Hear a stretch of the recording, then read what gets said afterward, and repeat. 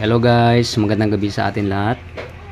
Ito, nagkalat yung pwesto ko rito dahil mayroon akong niremedyohan sa hirap ng buhay guys.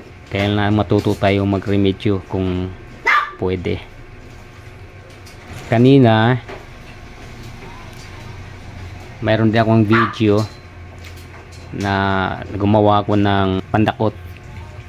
Ito, may gamit naman tayo kaya pinagtigaan ko na lang na gawin.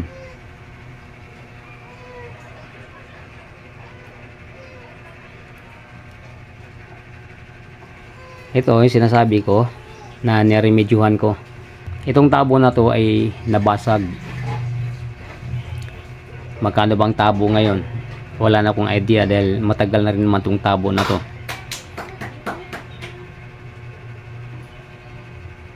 Yan, kung nakita nyo yung puti na yan, ano yan eh, zip tie kung tawagin. May isang tawag niyan, di ko lang maalala.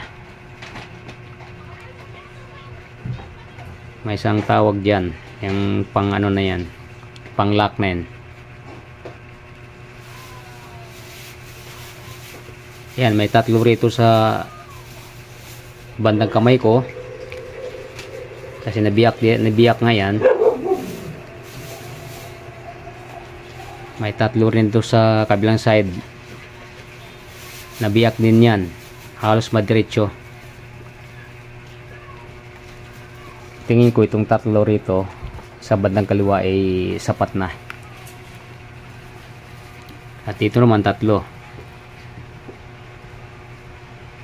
Yan, sa bandang puno nilagyan ko rin dahil bumubuka eh. Yan lang guys, ililigpit ko na yung mga gamit ko dahil gabi na. Sineshare ko lang sa inyo ito, baka makatulong, magkaroon kayo ng idea na huwag nating agad-agad itapon yung mga gamit natin. Tingnan muna natin kung magawa ng paraan. Ito nga, tatapon ko na nga sana to eh, kaya lang nakita ko na mayroon ba akong naitabing zip tie. Sabi ng anak ko, zip tie daw yan. Kaya ginawa ko muna. Tingin ko naman okay naman to pagagawa ko dahil sinubukan ko na, nilagyan ko ng tubig. Okay naman, din naman siya bumuka at hindi rin naman siya tumulo.